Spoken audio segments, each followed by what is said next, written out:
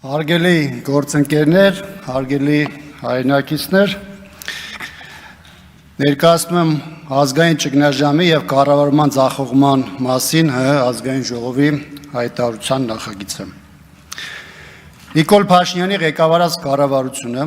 ոչ միայն չի կատարել իր պարտականությունները, էականորեն շեղվելով իր իսկ ներկայացած և խորհրդարանական մեծամասնության հավանությանն արժանացրած կառավարության ծրագրից, այլև չի կարողացել արդյունավետորեն արձագանքել պետության առջև ծառացած մարտահրավերներին, հաճախ դառնալով նոր մարտահրավերների առաջացման պատճառ։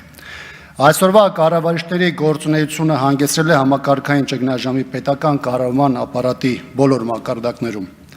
Այդ քաղաքականությունն աղետալի հետևանքներ ունեցել ազգային անվտանգության, պետության ինքնիշխանության, ժողովրդավարության, սոցիալ-տնտեսական և ազգային կյանքի բոլոր ոլորտներում լրջագույն խնդիրներ առաջացնելով Հայաստանի Հանրապետության համար, վտանգի տակ դնելով նաև մեր երկրի ապագան։ Առաջին, ազգային անվտանգություն, ռազմավարության ձախողում և կապիտուլյացիա։ Ազգային անվտանգության համակարգը հիմնովին խարխլվել է, ի ցույց դնելով գործող իշխանության անպատասխանատվությունը, անկարողությունը, կեղծավորությունն ու հրաժարումը ՀՀ կառավարության ծրագրով և ՀՀ ազգային անվտանգության ռազմավարությամբ ամրագրված նպատակներից, արժեքներից, կանոններից, ինչը հանգեցրել է ծանրագույն հետևանքների ՀՀ ինքնիշխանության, տարածքային ամբողջականության, Արցախի անվտանգության ապահովման ռազմական սպառնալիքների զսպման և չեզոքացման գործում։ Արցախի կորուստ։ Նիկոլ Փաշինյանի կողմից արցախյան հակամարտության տասնամյակներ բանակցային գործընթացի ձեռքբերումների ոչնչացում, արդյունքների զրոյացում և սեփական զրոյական կետից մեկնարկած բանակցային գործընթացի ձախողում, արկածախնդրության հետևանքով սանձազերծված պատերազմ, Արցախի Հանրապետության ճանաչում Ադրբեջանի կազմում, իր բնորանում էթնիկ զտման ենթարկված, Արցախից բռնի տեղահանված արցախայության խնդրի նկատմամբ ՀՀ կառավարության անտարբեր վերաբերմունք և գործունեություն։ Այս ամենը կառավարության ղեկավարի կողմից իրականացված ձախողված ռազմական և դիվանագիտական քաղաքականության ուղղակի հետևանքն է։ Ռազմագերիների և Արցախի ռազմաքաղաքական ղեկավարության խնդիրը։ ՀՀ կառավարությունը չի ցուցաբերել անհրաժեշտ վճռականություն և պետական մտածողություն հայ ռազմագերիներին, ինչպես նաև պատանդի կարգավիճակում Բաքվի բանտերում անմարդկային պայմաններում, մարդու հիմնարար իրավունքների խախտումներով, շինծու մեղադրանքներով, ապօրինաբար պահվող Արցախի ռազմաքաղաքական ղեկավարությանը գերությանից վերադարձնելու հարցում։ Ավելին, կառավարությունը ցուցաբերել և ցուցաբերում է հանցավոր անգործություն այս հարցում։ Սա անուղղակի մեղսակցություն է Ադրբեջանի կողմից իրականացվող քաղաքական հետապնդումներին։ ՀՀ տարածքային ամբողջականության խաթարում։ ՀՀ տարածքային ամբողջականությունը հայտնվել է լրջագույն սպառնալիքի տակ, Հայաստանի սահմանների նկատմամբ պարբերաբար ոտնձգությունների և ադրբեջանական զինված ուժերի շարունակական ներխուժումների հետևանքով։ 2021 թվականից սկսած թշնամական ուժերը բազմիցս խախտել են ՀՀ միջազգայինորեն ճանաչված սահմանները, գրավել տարածքներ ՀՀ սահմանամերձ շրջաններում և դա կատարվել է ՀՀ կառավարության բացահայտ անգործության և անպտղության պայմաններում։ Կառավարությունը ոչ միայն չի ապահովել երկրի ինքնիշխան տարածքի պաշտպանությունը, այլև պաշտոնական մակարդակով հրաժարվել է տարածքային վերահսկողությունը վերականգնելու հանձնառությունից, ինչը փաստացի լեգիտիմացնում է օկուպացիան։ Ավելին, բազմիցս արված հայտարարությունները, որ ՀՀ տարածքում օտար զինված ուժերի ներկայությունը վիճարկելի սահմանների խնդիր է, կասկածի տակ են դնում Հայաստանի Հանրապետության ինքնիշխան տարածքի գոյությունը։ Սա պետական ինքնիշխանության թուլացման և տարածքային ամբողջականության խաթարման անհերքելի վկայություն է։ Հայոց ցեղասպանության միջազգային ճանաչման օրակարգի տապալում։ Ըստ կառավարության ծրագրի Հայոց ցեղասպանության միջազգային ճանաչման օրակարգը կոչված է ծառայել Հայաստանի անվտանգության երաշխիքների համակարգի ամրապնդմանը և պետք է լիներ կառավարության առաջնահերթությունների շարքում։ Այս տարիներին կառավարության իրականացրած քաղաքականությունը տրամագործորեն հակառակն է իր ծրագրին։ Կառավարությունը Հայոց ցեղասպանության միջազգային ճանաչումը ոչ միայն չի դիտարկում որպես առաջնահերթություն, այլ ամբողջությամբ հրաժարվել է Հայոց ցեղասպանության միջազգային ճանաչման քաղաքականությունից։ Արտաքին քաղաքականություն, արկածախնդրություն և զիջում։ Գործող կառավարության վարած արտաքին քաղաքականության հետևանքով Հայաստանի միջազգային հեղինակությունը զգալիորեն վնասվել է, միջազգային ասպարեզում երկրի դիրքերը էապես թուլացել են։ Միակողմանի զիջումներ։ Նիկոլ Փաշինյանի կողմից առաջ ուղղվող միակողմանի զիջումների վրա հիմնված դիվանագիտությունը, որը քողարկվում է խաղաղության դարաշրջանի եւ խաղաղության խաչմերուկի կեղծ հռետորաբանությամբ, իրականում աղերս չունի կայուն երաշխավորված երկարաժամկետ արժանապատիվ խաղաղության հաստատման հետ։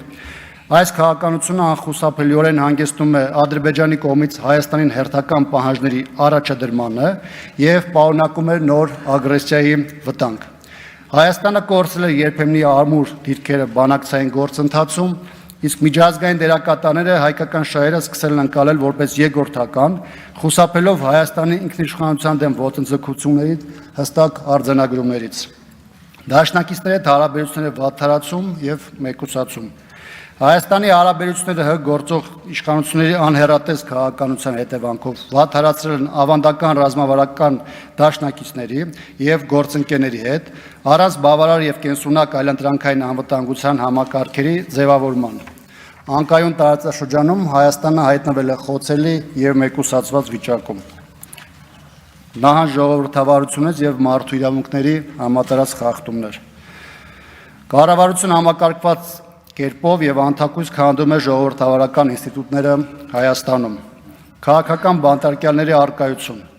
Արդարադատության գրոտեսկային ընկալումներով գործող իշխանությունները դատական համակարգը հարմարացրել են իրենց քաղաքական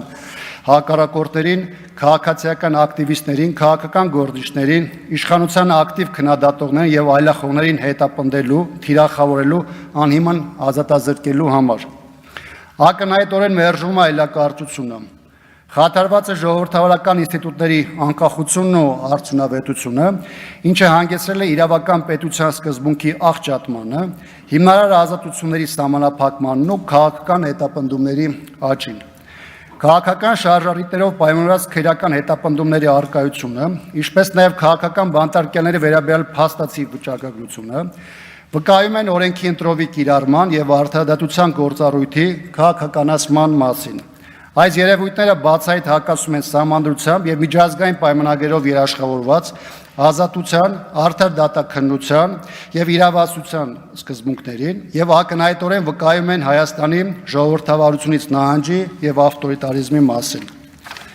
Հիմնարար ազատությունների սահմանափակում։ Հիմնարար ազատությունների, այդ թվում խոսքի, հավաքների եւ մամուլի ազատության վրա իշխանության կողմից համակարգված հարձակում է տեղի ունենում, որն արտահայտվում է լրագրողների, իրավապաշտպանների եւ քաղաքացիական հասարակության ներկայացուցիչների նկատմամբ սպառնալիքների, բռնության եւ քաղաքական դրդապաշարումներով դատական հայցերի միջոցով։ Այն ուղեկցվում է այդ ազատությունների սահմանափակումը խրախուսող պետական հռետորաբանությամբ։ Հրահանգավորված կերպով քաղաքացիական խաղաղ հավաքների անօրինական սահմանափակումներ են տեղի ունենում, հաճախ կիրառելով անհամաչափ ուժ եւ բռնաճնշումներ։ Սա կաշկանդում է հանրային դիսկուրսը եւ հակասում է Հայաստանի ստանձնած միջազգային պարտավորություններին, այդ թվում մարդու իրավունքների եվրոպական կոնվենցիային եւ ՄԱԿ-ի համապատասխան հռչակագրերին։ Ծաղկող կոռուպցիա եւ հովանավորչություն։ Կոռուպցիան ոչ միայն չի վերացվել, այլ նույնիսկ չի նվազել։ Այն վերաբաշխվել է ճակերտավոր հեղափոխական էլիտայի ներկայացուցիչների միջև։ Կոռուպցիայի դեմ կառավարության պայքարի իմիտացիա, որի ներքո կոռուպցիան դարձել է համակարգային, համատարած եւ անպատիժ։ Թափանցիկության խոստումների ներքո գործող վարչակազմը ստեղծել է աննախադեպ կոռուպցիայի միջավայր, որտեղ շահութաբեր պետական պայմանագրերը եւ արտոնությունները տրամադրվում են օլիգարխների եւ հավատարիմների շրջանակին։ Նախկինում հռչակված հակակոռուպցիոն հանձնառությունները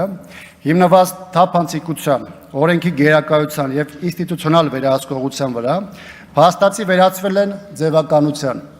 Իսկ իրական կյանքում Հայաստան առերեսվում է կոռուպցիայի եւ հովանավորության նոր որակի, կենտրոնացված անպատիժ եւ քողարկված համակարգի հետ։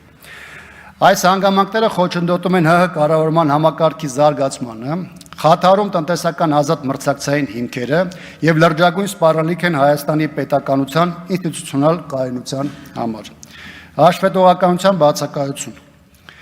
Բարձրաստիճան պաշտոնյաները գործում են անպատժելիորեն, մինչդեռ կոռուպցիայի դեմ պայքարի մարմինները օրենքները զենք են դարձրել քաղաքական հակառակորդների դեմ,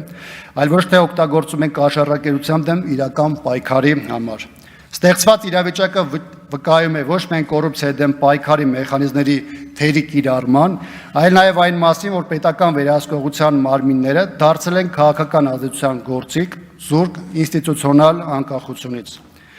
Կադրային քաղաքականությունը վերից վար հիմնված է ոչ թե արժանինքների, այլ ծառայամտության վրա, ինչն առավել բարոյացրքում եւ կազմակերպում է պետական կառավարման համակարգը։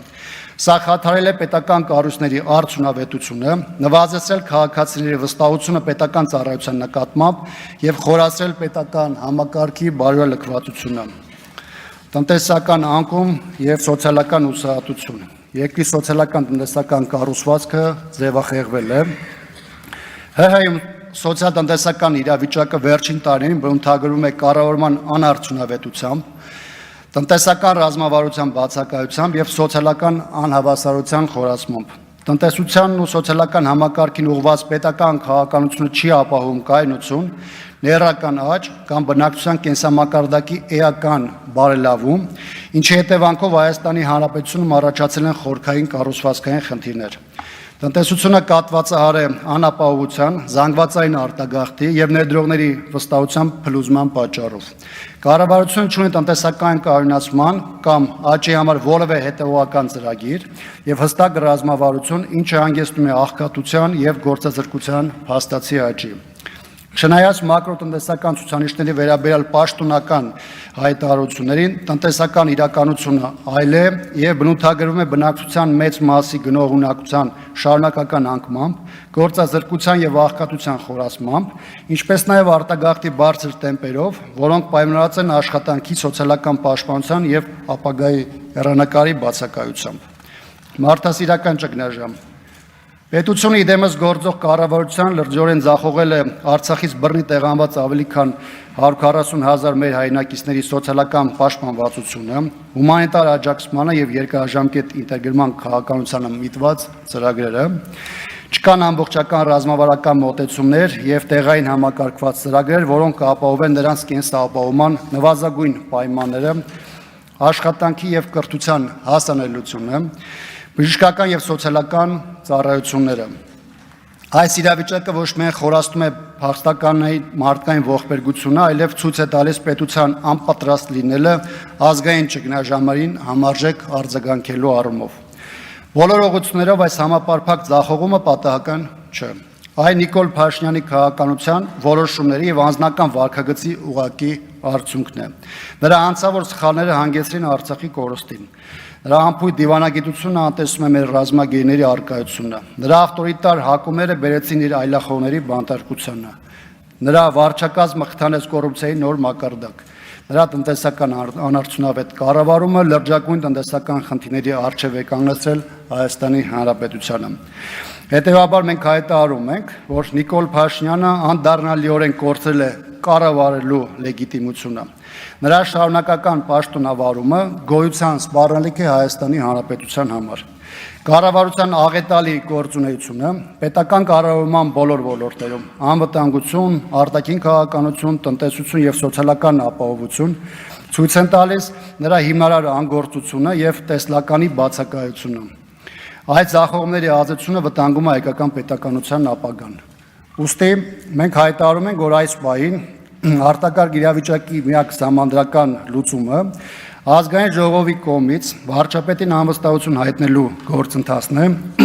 որը ենթադրում է հետևյալ քայլերի հաջորդականությունը։ Առաջին,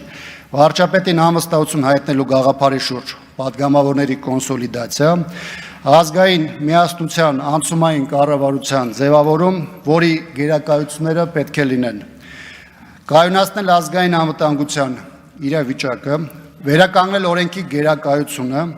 ազատ արձակել բոլոր քաղբանտարկյալները եւ երաշխավորել ժողովրդավարական ազատությունները, վերականգնել հանրային համերաշխության մթնոլորտը,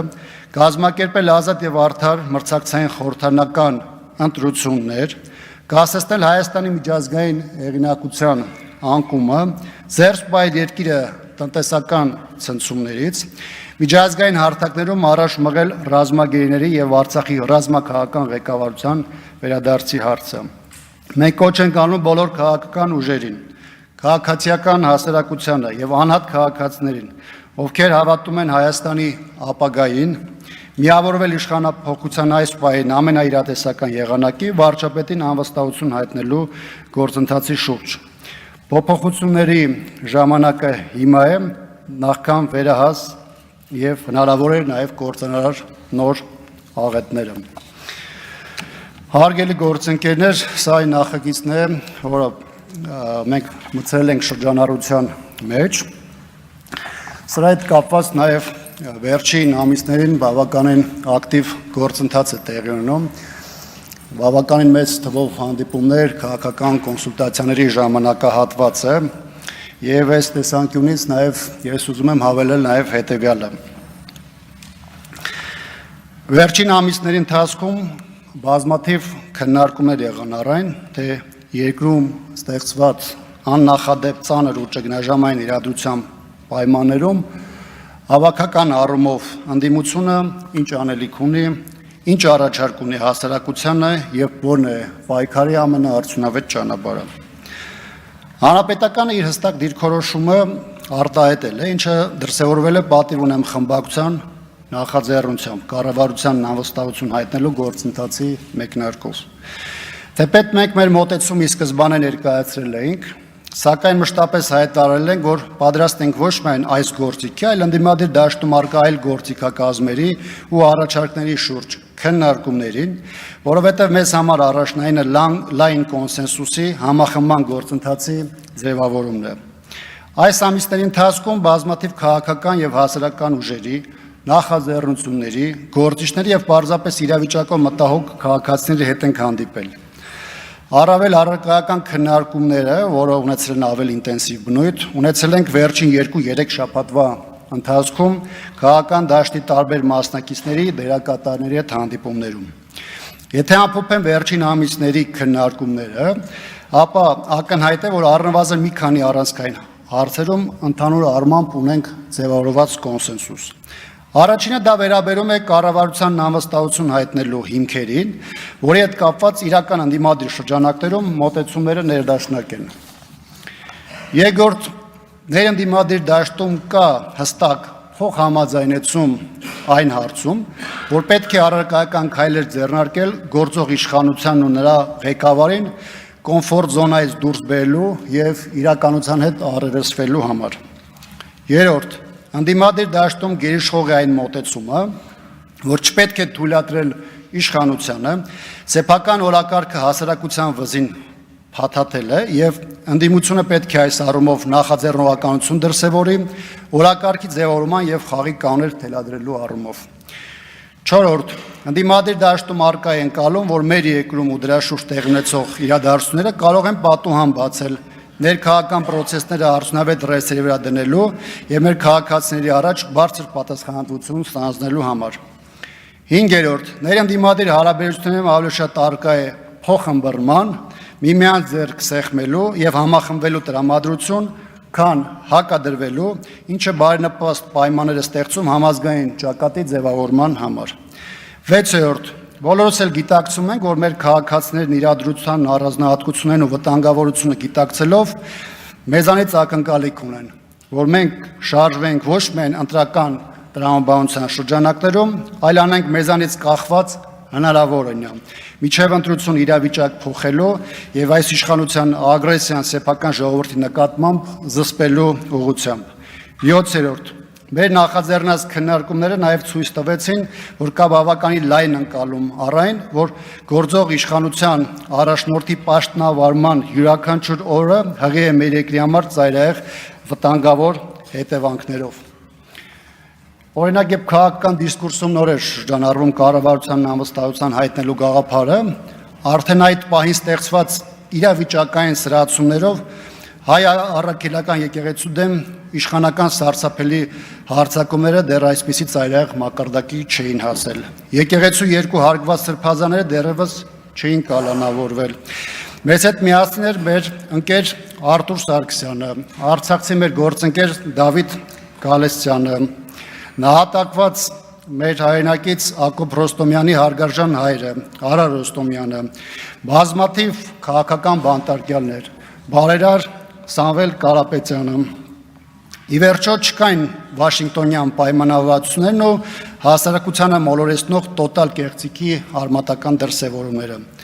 Հարգելի գործընկերներ, մինչ այս լսումները տեղի ունեցած քաղաքական կոնսուլտացիաներն ու այսօրվա միջոցառումը պետք է դառնան այն հանգրվանային կետը, երբ կհստակեցվեն ոչ միայն մեր դիրքորոշումները, այլ հնարավորություն կստանանք շարժվելու իրավիճակից բխող լավագույն ճանապարհով։ Հանրապետականի առաջարկն արդեն հնչել է, լայն քննարկումների առարկա դարձել, եթե կան այլ մոտեցումներ եւ լուծումներ, մենք պատրաստ ենք դրա դետալային քննարկմանը։ Եկեք մի կողմ դնենք այս կամ այն փուլում մեր մեջ եղած բոլոր տարաձայնությունները, նեղ քաղաքական շահերը եւ մանրամասն քննարկումներով կարծիքների փոխանակմամբ հասնենք առավելագույնս մեծ կոնսենսուս ապահովող եւ դրա իրականացման համար վստահելի ու փոխընդունելի գործիքների շուրջ համաձայնության։ Շնորհակալություն ուշադրության համար։